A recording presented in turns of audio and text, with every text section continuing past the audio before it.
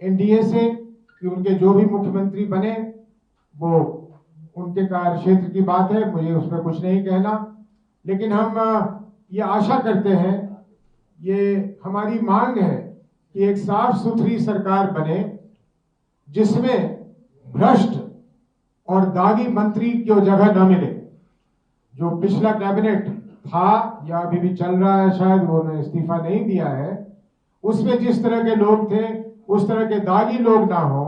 और बिहार की चिंता करके जो आदरणीय प्रधानमंत्री जी और नीतीश जी ने कई बार दोहराया, उन्होंने करीब करीब वही बातें दोहराई जिसको शुरू जनसुराज ने किया, जिसपे जनसुराज अडिग है। ये शायद प्रधानमंत्री जी ने कहीं पलायन की भी बात की कि पलायन के लिए वो कुछ करेंगे, कुछ फैक्ट्री लगाने की बात की है। इन सारी चीजों को उन्हें तत्परता से करनी चाहिए। जनसुराज की पूरी निगाह उन चीजों पे लगी रहेगी। जहां तक जनसुराज का सवाल है, जिस संकल्प के साथ, जिस दृढ़ता के साथ हम शुरू हुए थे 1 साल 1 महीने पहले एक पार्टी के रूप में, वो दृढ़ता, वो संकल्प बिहार के लोगों को उसी तरह दिखेगा बिना किसी परिवर्तन के। और हम जिस तरह से सरकार की नाकामियों को और सरकार के भ्रष्टाचारों को उजागर करते रहे हैं, भ्रष्टाचारियों को, वो हमारा सिलसिला वैसे ही चलता रहेगा, अनवरत चलता रहेगा। यूपीए को या महागठबंधन को बहुत ज्यादा सफलता नहीं मिली है।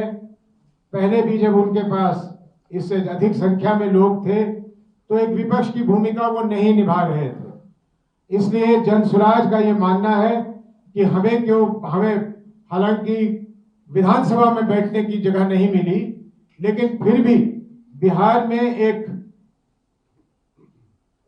स्ट्रांग विपक्ष के रूप में आप जनसुराज को ही पाएंगे।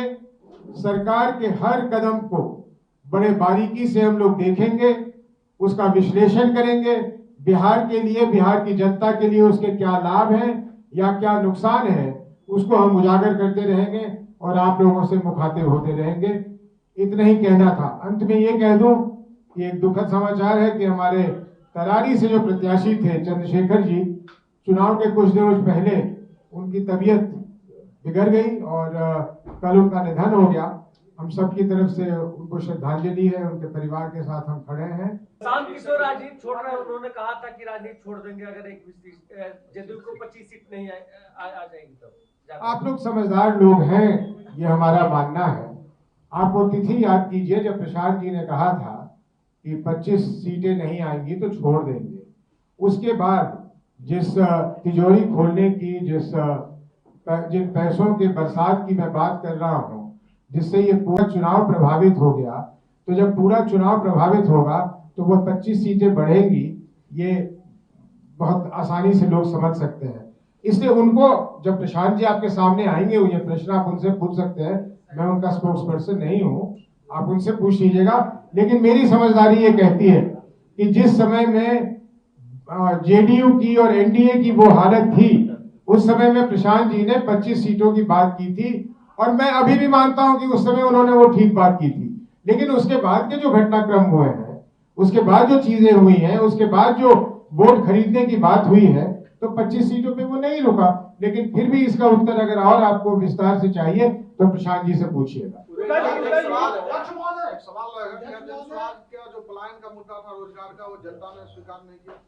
जनता ने बिल्कुल स्वीकार किया। अगर मैं सोच रहा था कि प्रदेश अध्यक्ष जी उसका उत्तर देंगे, लेकिन मैं बता देता हूं।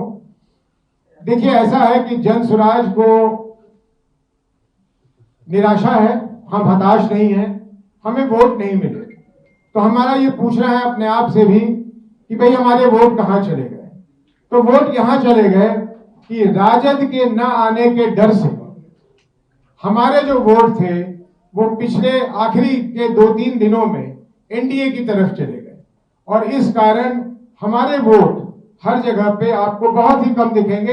हम खुद आश्चर्यचकित हैं कि आखिर ये वोट हमारे गए कहां। लेकिन वोट जाने का मुख्य कारण ये है कि राजद के आने के डर से, मैं महागठबंधन भी नहीं कह रहा हूं, उसमें कांग्रेस से उतनी डर नहीं थी उनको, लेकिन राजद के ना आ जाने की वजह से, कि राजद ना आ जाए, उन्होंने वोट शिफ्ट किया। उसके अलावे दिल्ली में जो बम ब्लास्ट हुआ, उसका बाकी के बिहार पे क्या असर पड़ा नहीं पड़ा मुझे मालूम नहीं, लेकिन क्योंकि मैं उस समय सीमांचल में था, वो मेरा गृह क्षेत्र है, इसलिए सीमांचल में उस बम ब्लास्ट का ध्रुवीकरण करने में काफी ज्यादा उसकी भूमिका रही है। ग्राउंड लेवल मिला है, इतना प्रतिशत जनसुराज को वोट मिला। हमें इलेक्शन कमीशन के अनुसार हमें 4% से कम वोट मिला है, और ये आश्चर्यजनक है क्योंकि हम किसी भी तरह से गिन रहे थे तो हमें 15% से अधिक वोट मिलना चाहिए था, लेकिन वो वोट नहीं मिला। क्यों नहीं मिला इसकी हम अंदर चर्चा करेंगे और कोई ना कोई नतीजे पे पहुंचेंगे, लेकिन प्रथमदर्शी यही दिखता है कि राजद ना आ जाए इस डर से हमारे जो वोट थे वो एनडीए की तरफ शिफ्ट हुआ। हमेशा ग्राउंड लेवल की नेताओं से राजनीति करवाते रहे, क्या बिहार के ग्राउंड लेवल की राजनीति को करने में उसे चूक हुई? बिल्कुल नहीं चूक हुई। देखिए, जब कोई किसी को विफलता हाथ लगती है तो आलोचना करने वाले बहुत आ जाते हैं, लेकिन हम लोग का नहीं मानना कि हम लोगों ने कोई गलती की है, न मुद्दों को उठाने में, न मुद्दों को लोगों तक पहुंचाने में, न उनको ये समझाने में कि बिहार का बदलाव करना अति आवश्यक है। परंतु दो चीजें जो हुई, पहली बात तो जिस तरह से पैसों का ये बौछार हुआ जो मैं पहले ही बता चुका हूं, और दूसरी बात राजद के आने के डर से कि राजद ना आ जाए, वो जंगल राज कह लीजिए, जो भी राज कह लीजिए, हालांकि मैं नहीं मानता कि वो जंगल राज था, लेकिन लोगों के मन में वो भय था। और क्योंकि हमारी तरफ उन्होंने उस तादाद में मुसलमानों को आते हुए नहीं देखा, कम से कम बाहर से नहीं देखा, तो इसलिए जो हमारे दूसरे वोटर्स थे वो एनडीए की तरफ चले गए और हमारे वोट के प्रतिशत को कम किया। मेरा ये सवाल है कि जिस तरह से आप बिहार को नई पद्धति राजनीति की बताने निकले थे, कई बार जो पदयात्रा भी हुआ कई वर्षों से, तो क्या अब आपको लग रहा है कि फिर से जनसुराज को पुरानी किताब पढ़ने की जरूरत है बिहार की राजनीति? बिल्कुल नहीं, हमने पुरानी किताब बंद भी कर दी है, शायद जला भी दिया है। हम उसी किताब को पढ़ते रहेंगे, शायद पहले चैप्टर पे वापस जाना पड़े, जहां से हम शुरू हुए थे, जहां से प्रशांत जी शुरू हुए थे, हम बिल्कुल उसी पे चलेंगे। उसी की जरूरत है बिहार को। बिहार के लोग हमें बार बार कह रहे हैं कि हमें वही चाहिए। इसलिए एक घटना, क्योंकि एक चुनाव में हमारे साथ ये हुआ है या बिहार के लोगों ने अपने साथ ये किया है, वो तो समय बताएगा, लेकिन हम कहीं से भी बदलने वाले नहीं हैं। जिन मुद्दों पे हम चले थे उन्हीं मुद्दों पे पूरी दृढ़ता और संकल्प के साथ उन्हीं मुद्दों पे बढ़ते रहे। जीरो पर क्लीन बोल्ड होने का रीजन क्या हुआ, समीक्षा तो अभी तक नहीं किए होंगे, लेकिन 243 में एक भी सीट नहीं ला पाए। बिल्कुल, हमने पहले कहा था कि या तो हम 243 में 200 सीटें लाएंगे या शून्य होंगे। आप मेरी बात सुन लीजिए, मेरी बात को याद कर लीजिए, प्रशांत जी की बात को याद कर लीजिए। हम जानते थे कि इसकी संभावना है। जिस लीप ऑफ फेथ की बात एक बार नहीं दर्जनों बार प्रशांत किशोर जी ने किया है, वो लीप ऑफ फेथ क्या था? कल लीप ऑफ फेथ नहीं हुआ। 6 तारीख को और 11 तारीख को वो लीप ऑफ फेथ बिहार की जनता ने नहीं किया। बिहार की जनता ने एक तो कुछ ये पैसों की वजह से जो भी कहिए कि लालच में आ गए या उनकी जरूरत थी या जो भी था, और हमें खुशी है कि उनको मिला है, गैर जिम्मेदार तरीके से मिला है। बिहार की अर्थव्यवस्था को तोड़ने का ये एक नया तरीका है, लेकिन जनता को पैसों की आवश्यकता थी, जनता को पैसे मिले, हमें खुशी है।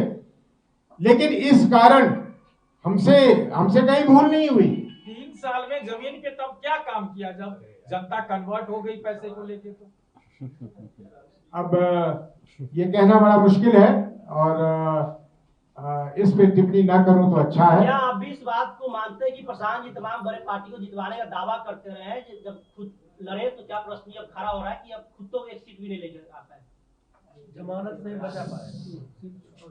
सर, वोटर एडिशन डिलीशन कितना बड़ा मुद्दा है, क्योंकि इंडिया गठबंधन के तमाम जो बड़े लीडर्स हैं मान रहे हैं कि वोट चोरी हुई है। आपको लगता है? जनसुराज का ये मानना नहीं है। जनसुराज का मानना है कि अगर 42 लाख लोग वोटर्स कटे हैं और उसमें ऑब्जेक्शन सिर्फ 4 लाख लोगों ने दिया है, तो मोटे तौर पे जो इलेक्शन कमीशन ने किया होगा वो ठीक किया होगा। मृत लोग हुए होंगे या जो लोग हमेशा के लिए बिहार से चले गए, तो 42 लाख लोग कट गए, तो इससे जनसुराज को कोई आपत्ति नहीं है। और ये कहना कि इसकी वजह से एनडीए जीत गई या महागठबंधन हार गई या जनसुराज को 0 सीटें आ गई, ये बिल्कुल निराधार है, इसका कोई मतलब नहीं। ठहरा रहे हैं, कह रहे हैं कि हमारी लड़ाई बीजेपी से थी ही नहीं, हमारी लड़ाई तो इलेक्शन कमीशन से थी और उनकी जीत हुई है।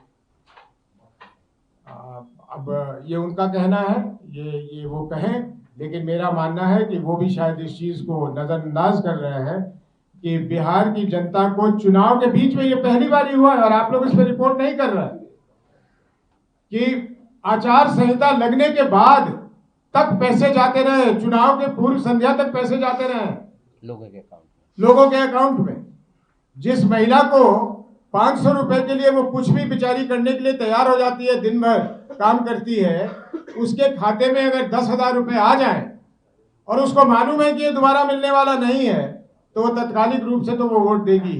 तो मेरे ख्याल से महागठबंधन वालों को भी इस तरफ ध्यान देना चाहिए। जनसुराज की ये राजनीतिक यात्रा जारी रहेगी। अध्यक्ष जी, आप उसको मुद्दा आप नहीं बनाकर मानते हैं इसको?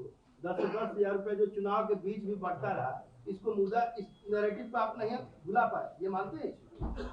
नहीं, हमें भुनाने की जरूरत नहीं थी। हम तो एक तरह से देखिए, चुनाव जीतना हारना ही सब कुछ नहीं होता। बिहार के लोगों को फायदा हो, हम इसके पक्ष में हैं। अगर हम 2,000 रुपए का मुद्दा नहीं उठाते तो 1,100 रुपए का पेंशन नहीं होता। हम लोगों का ये कहना है कि यही चीजें करने का एक जिम्मेदार तरीका हो सकता था।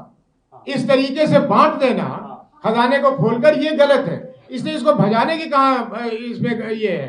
हम तो कह रहे हैं कि वो 2 लाख रुपए तुमने देने, अब दो, अब दिखाओ 2 लाख रुपए देकर कहां से दोगे, कैसे दोगे, तुम्हें राजस्व लाने का क्या तुमने योजना बनाया है, उसकी बात करो। आपका क्या प्रश्न था मनोज जी? अभी प्रश्न बदल देता हूं मैं। जो आपने 15,000 करोड़ रुपया कहा, जो प्रोजेक्ट के लिए 40,000 करोड़ रुपए, नहीं, जो विश्व बैंक से 14,000 करोड़ रुपए विश्व बैंक प्रोजेक्ट को अब आप लोग कैसे घेरेंगे? जनसुराज एक राजनीतिक पार्टी होने के नाते, क्योंकि 70,000 करोड़ रुपए का भी जरा कुछ समय दे दीजिए, नया मंत्रिमंडल बन जाने दीजिए, ये क्या नीति लाते हैं, इनकी क्या पॉलिसी होती है, इन्हें बता देने दीजिए। हम सरकार में नहीं है ना, सरकार को अपने कदम उठा लेने दीजिए, फिर तो हम उन पे कुछ बोलेंगे। लेकिन मैंने ये कह दिया, आपका पहला प्रश्न था, उसका उत्तर दे दूं। जैसे जनसुराज चल रही थी उसी तरह चलेगी। और सबसे बड़ा मुद्दा, जिस तरह से हम प्रखर रूप से भ्रष्टाचार के मुद्दों को उठा रहे थे, उसी तरह उठाते रहेंगे। जिन बाकी लोगों को अगर इन्होंने मंत्रिमंडल में उन लोगों को लिया जिनके बारे में हमारे पास सूचना है, तो उस सूचना को फिर सार्वजनिक करेंगे। ये आप लोगों के सामने बोल देता हूं, कहीं ऐसा ना सोचे कि चुनाव खत्म तो वो बात खत्म, बिल्कुल नहीं खत्म। भ्रष्टाचार नहीं होने देंगे, भ्रष्टाचार पे हमेशा रोक लगाएंगे, भ्रष्ट लोगों को उजागर करेंगे, चाहे वो अफसर हो या राजनेता हो। ये जनसुराज निरंतर करती रहेगी। विपक्ष रहा नहीं, क्योंकि उतनी सीटें ही नहीं आई है, 10% के लायक विपक्ष नहीं रहा। क्या जनसुराज विपक्ष है? विपक्ष जीवित है। अभी भी अगर देखिएगा तो 50% वोट एनडीए को नहीं मिला है, इसलिए विपक्ष है। बिहार में लोग विपक्ष की भूमिका निभाएंगे और जनसुराज बाखूबी इसको निभाएगा। मेरा एक सवाल है आपसे, जिस प्रकार से प्रशांत किशोर शराबबंदी की खिलाफत कर रहे थे, क्या लगता है आधी आबादी ने इस कारण से भी अपना कर दिया? बिल्कुल नहीं, शराबबंदी के पक्ष में सारी महिलाएं थी और इसका मैं व्यक्तिगत रूप से आपको कई उदाहरण दे सकता हूं कि महिलाओं ने कहा कि इसको जल्दी खत्म कीजिए, ये हमारे लिए अभिशाप है। क्योंकि हमारे घर में सूखे नशे की इतनी ज्यादा प्रचलन हो गई है और जो शराब सस्ती में हुआ करती थी वो महंगी शराब मिलती है और लोग महंगे दर पे वही शराब खरीदते हैं। जितना इसके कारण भ्रष्टाचार है उसकी कोई सीमा नहीं है, इसलिए ये कारण नहीं। और मुस्लिम वोट बैंक की राजनीतिक अंशदारी की लगातार बात की, भागीदारी की, ऐसे में क्या लगता है मुस्लिम समाज ने जनसुराज को पूरी तरह से नाकाम किया? मुझे लगता है कि मुसलमानों को पूरी बात हमारी समझ नहीं आई और जिस तरह से हम उन्हें अपनाना चाहते थे, जिस तरह से हमने अपने दरवाजे खोले थे उनके लिए, उन्होंने उसको अभी स्वीकार नहीं किया तत्कालिक रूप से।